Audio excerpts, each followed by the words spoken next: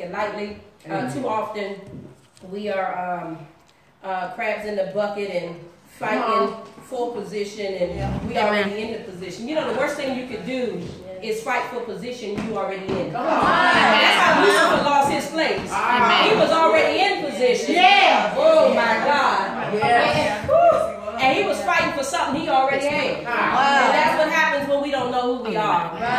Because most of the time we're really already in it. And I just want to, because I love to teach, so that's my disclaimer. Anybody ever, if you never met me before, I'm a teacher by nature. I love to teach. I'm an information detail person. So I love time frames. I get nervous with them though, but I like them because they keep me on track. Yes, Lord. So I'm a nugget type of person. And like, you know, they call me the nugget queen or the flow queen. So I just say, oh, we just gonna flow today. I'm like, oh yeah, that's God right there. So I just love the flow, and I love to just provide principles and nuggets. And so women of many hats, as I thought about it, we know the Proverbs 31 woman. First of all, thank God, because he is God all by himself. I mean, you know, that God really, he doesn't need us. He don't need me at all. I'm just grateful and honored to be one of the ones that God has selected to be the very elect one of God. But God uses all of us. Everybody is somebody in God. And so I'm appreciative to be amongst greatness on today. Miss Ruth, I love you so much. I mean, ever since I met her, and you know, this is amazing because we had, I think it was at the 24-hour prayer, Pastor Lakeisha, my spiritual daughter, had. I met the beautiful Shay Sams, my spiritual daughter also. And I thank God for all of my other spiritual children that are here. My mother, oh my God. Listen, this is the epitome of ride and die. Now I know all of y'all say the same thing about your mom. So we're going to share that. We're going to share that because those mothers are amazing. Where would we be for real without our moms? They are our pillars, the backbone, the rivers, our ways. And we are so appreciative. And I thank God for all of you beautiful moms in here today. Miss Ruth, you know, it was so amazing because we had that 24-hour prayer, and Miss Ruth was praying, and she was on fire, and I took a picture of her. She wasn't offended because I was really making a point. And I said that if Miss Ruth could come here and for 24 hours, and and y'all got, what y'all talking about? Y'all got too much? Yeah, y'all got too much that y'all complaining about. You broke a fingernail. You know, you can't make it. My head aching, and this and that happened. And I'm telling you, Miss Ruth, listen, Miss Ruth outprayed me. I had to leave. I couldn't stay the whole 24 hours. You know what I'm saying? But that's how we do. You know, we make up all kinds of things. You know, but we need some stick-to-itness. We need some longevity in this hour. But let me get on to the women of many hats, because I told y'all I just, you know, I can go on and on, but let me get to this. We know that Proverbs 31, that woman of God, she was a God-fearing woman. She was full of virtue. She was praiseworthy by her husband and her children. She was a visionary. She was an entrepreneur. She was an investor. She was notable in the community, integral. She was not lazy. She was a go-getter. In today's term, we like to use the word boss. She was a boss. Making boss moves. She was a leader. How do you know that? Leader is simply someone that has influence and has the ability to have people to want to follow them. Not them, but their character. Not them, but the God in them that has a guiding vision for them. And so she was a woman full of wisdom. She knew how to keep her tongue. She kept herself from idleness. And she was just an amazing woman. And so I am a wife, a daughter, a mother, I like to call it a glam grandma. I'm going to take a pause and let that marinate real quick.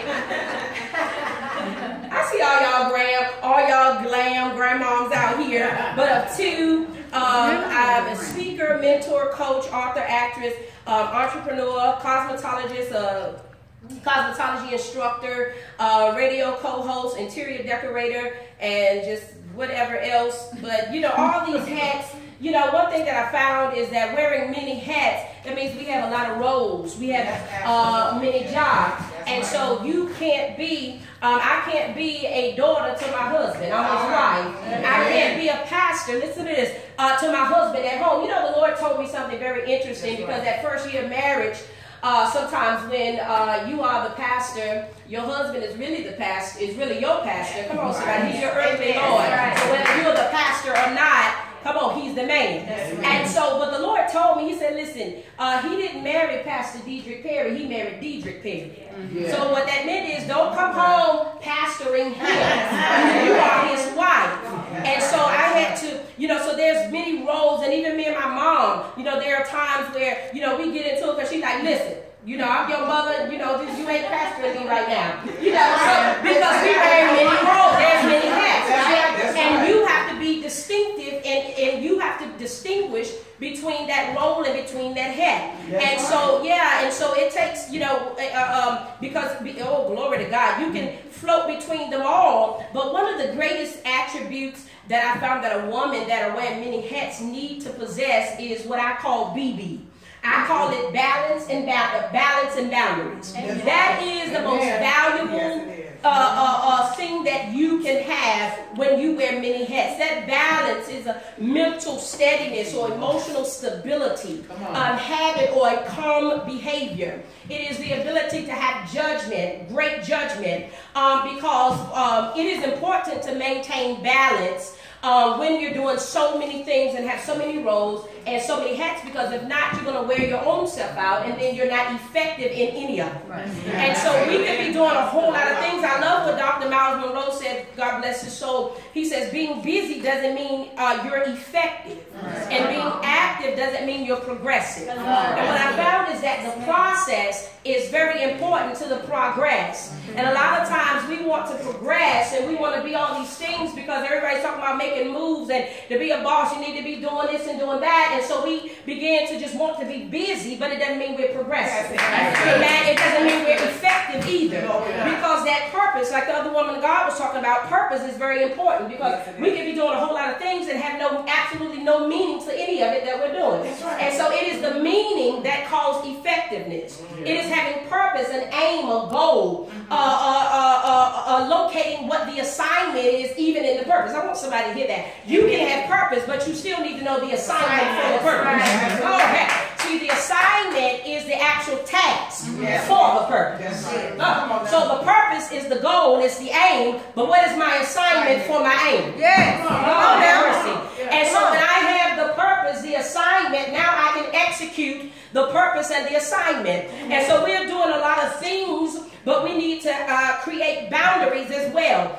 We have to learn how to set those bounds and those limits. We got to be able, listen, I've found that a lot of times women that wear many hats, we may be a byproduct of the savior child syndrome. I don't know if you don't like that or not.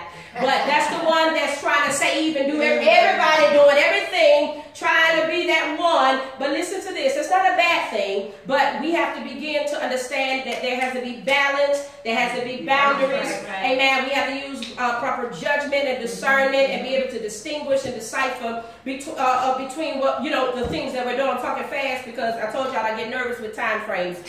So I like to make sure I'm order. Listen, order is important. Come on, somebody. Because God can do what he does as long as you're in order. Listen. And so I'm getting ready to close this out. Amen. And so we have to put into practice saying no.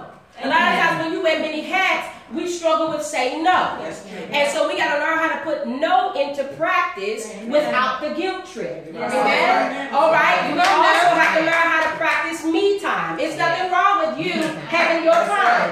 It's nothing wrong with you. Listen, if you want to do absolutely nothing, there's nothing wrong with that. Amen? But when we wear many hats, sometimes the guilt from sitting around doing nothing tries to grip us because we're used to doing something, right? Oh, if I'm not wearing this hat, if I'm not being that, if I'm not being that. So when we sit down, we think that's idle. We think that we're not doing anything. But listen, that is called soul care. That's called taking care of your own soul. Come on now. So after we're taking care of everybody's soul, amen, I got to sit down and have me time and do nothing. Y'all going to take me away if possible. Amen, but I'm taking care of my soul. Right? And so we can't be guilty about that. All right, and so right here in my closing, I have a motto, and it's called live life and stop letting life live you. When we move from the place of just existing, then we move to the place of living and then to the place of fulfilling.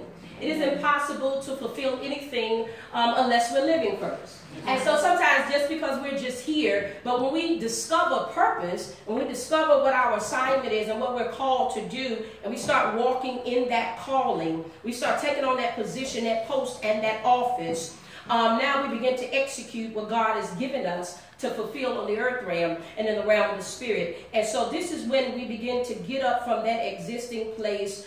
We start living, and then now we can start fulfilling. In order to do this, of course, it takes a guiding vision. It takes vision from God. And I love to say that we have to move from salvation to relation, because relation will get us revelation. Revelation will then transmit to information about our destination. And so a lot of times we are sitting, we're in places, and of course not y'all, because y'all got on a whole lot of hats. Y'all done discovered all of this, but we have a lot of people in our lives that we have to pour into, and sometimes they think that the false sense of what ministry is. But somebody has to tell them what ministry really is. And so there's a lot of things that we could be doing.